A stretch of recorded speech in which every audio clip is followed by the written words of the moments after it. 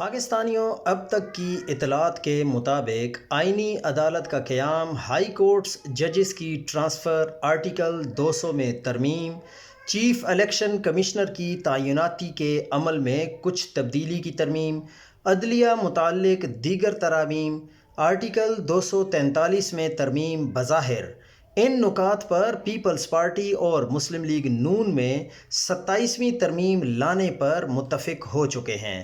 اگر 18ویں ترمیم پر Peoples party اور نون لیگ میں ڈیڈ لاک آ گیا تو جن نکات پر اتفاق ہے ان پر پہلے فوری ترمیم کر لی جائے گی اور نیشنل اسمبلی سے بھی منظور کروا لی جائے گی اور سینٹ سے بھی منظور کروا لی جائے گی۔ باقی پھر اگلی قسط کے لیے چھوڑ دیا جائے گا۔ پھر پیپلز پارٹی کے لیے بھی جشن کا سماں ہو جائے گا۔ کام جو اصل میں نکلوانا مقصد ہے وہ بھی نکل آئے گا۔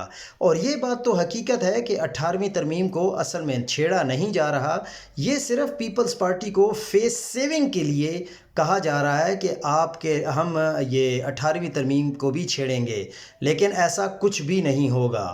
اب اس پر چونکہ اب نمبرز تو پورے ہیں تو کوئی رکاوٹ بھی نہیں آئے گی، پیپلز پارٹی بھی خوش اور مسلم لیگ نون بھی خوش۔